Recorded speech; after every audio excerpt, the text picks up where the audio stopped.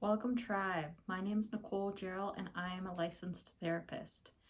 Today, we're going to talk about the darker side of relationships, trauma bonding. Now, contrary to how it sounds, and I got confused when I first heard this term too, it's not bonding over shared trauma. Trauma bonding is basically an abusive relationship that we don't want to leave, and maybe we defend.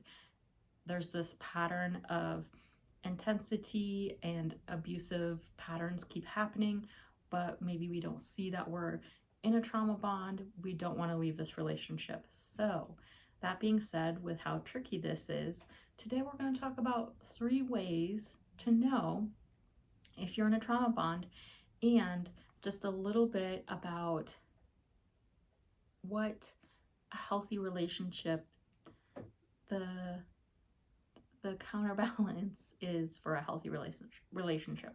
So, number 1, this is the thing I hear the most across the board when someone is maybe in a trauma bond and they don't realize it. Let's ask yourself this one question, okay?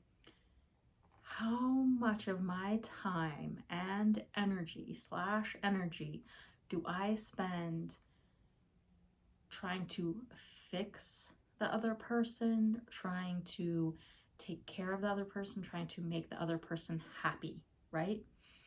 A lot of times in trauma bonds, we fall into this. What I hear a lot is, oh, well, Johnny or Janice is like this because of all this trauma that he or she has experienced, and I'm helping and I'm trying to fix her, and I'm, doing all this work, and I'm all this time, all this energy fixing, trying to make happy, trying to not make mad this other person.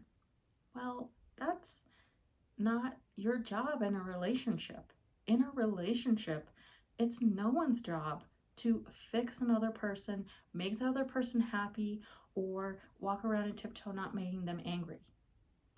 If in your natural state in the relationship, you make that person miserable, unhappy, and whatever, not the right relationship. Come on, guys. And I'm not judging, I've been there too, believe me. But a relationship shouldn't feel like that, right? A relationship should be filled with love, mutual respect, attraction, admiration. It's not about you spending all your time and energy fixing the other person, making them happy, not making them mad. So if you find that that's the pattern, something's not healthy. Does that mean break up with them immediately? No, but it means something's not right. Talk to a therapist, get some help, couples counseling, whatever. That's a major sign that you could be in a trauma bond. Number 2 is a little bit similar, and that's living in a fancy land called potential.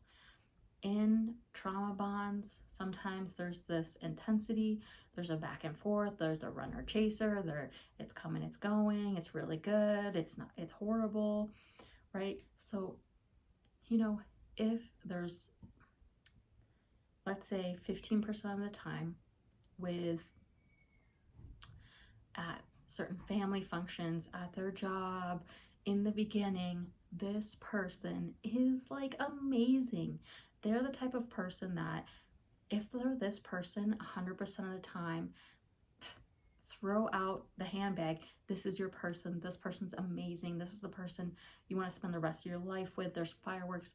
Let's just call it a happy ending fairy tale. We're done. This is one for the books. That's how good this is.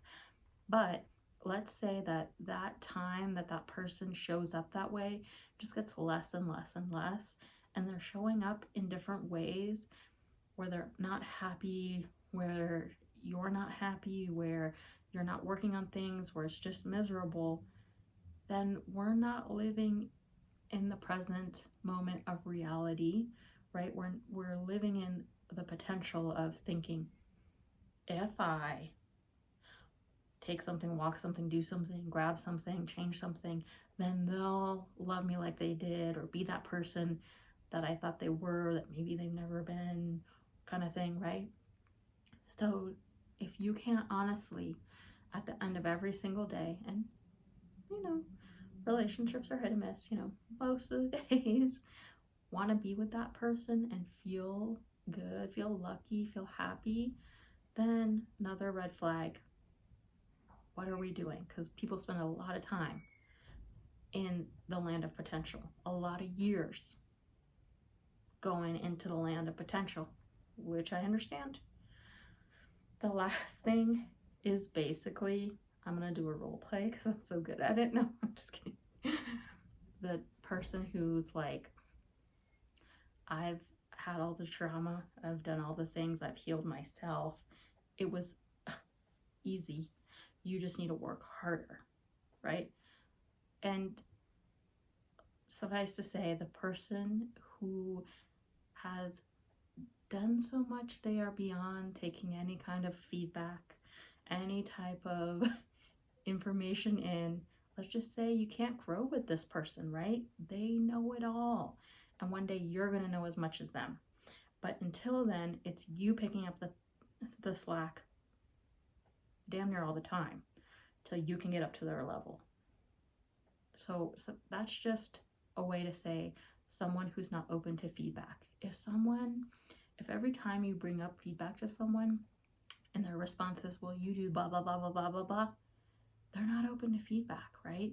If you can't ever ask someone for what you need, that's going to be a hard relationship to sustain long term, right? Because a relationship is about growth together. It's about how you guys can grow together, how you guys can learn together, right? How you guys can be together.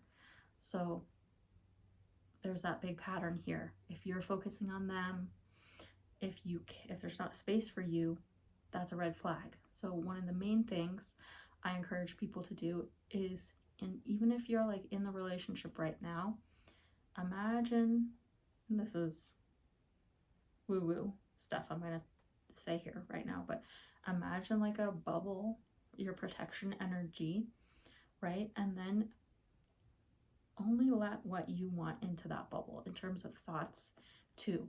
So you can practice saying to yourself the things you need to hear to feel good, to feel safe enough to make your decisions.